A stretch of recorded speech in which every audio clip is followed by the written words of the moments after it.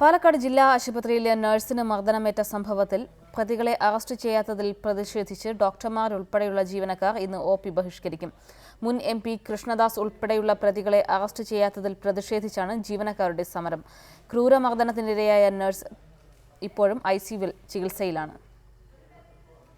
പാലക്കാട് ജില്ലാ ആശുപത്രിയിലെ അത്യാഹിത വിഭാഗത്തിൽ ജോലി ചെയ്യുകയായിരുന്ന നഴ്സ് പ്രശാന്തിനെ മുൻ MP NN കൃഷ്ണദാസ് ഉൾപ്പെടെയുള്ള 4-അംഗ സംഘം ക്രൂരമായി മർദ്ദിച്ചിട്ടും പോലീസ് പ്രതികളെ അറസ്റ്റ് ചെയ്യുന്നില്ലെന്നാരോപിച്ചാണ് ഡോക്ടർമാരുൾപ്പെടെയുള്ളവർ ഇന്ന് സമരം നടത്തുന്നത്. പരാതിയുടെ അടിസ്ഥാനത്തിൽ കൃഷ്ണദാസ് ഉൾപ്പെടെയുള്ള 4 പേർക്കെതിരെ കേസെടുത്തിട്ടുണ്ടെങ്കിലും അറസ്റ്റ് ചെയ്യാതെ പോലീസ് ഒത്തുകളിക്കുകയാണെന്നാണ് ജീവനക്കാരുടെ ആരോപണം.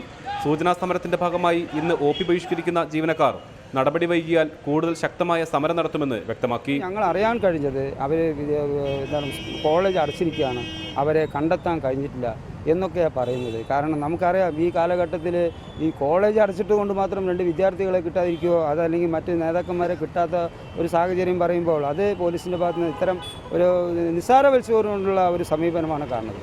വിക്ടോറിയ കോളേജിൽ SFI ABVP പ്രവർത്തകർ തമ്മിലുണ്ടായ സംഘർഷത്തിൽ പരിക്കേറ്റ വിദ്യാർത്ഥികളെ ആശുപത്രിയിൽ പ്രവേശിപ്പിച്ചപ്പോഴാണ് ജീവനക്കാരന് നേരെ ആക്രമണം ഉണ്ടായത്.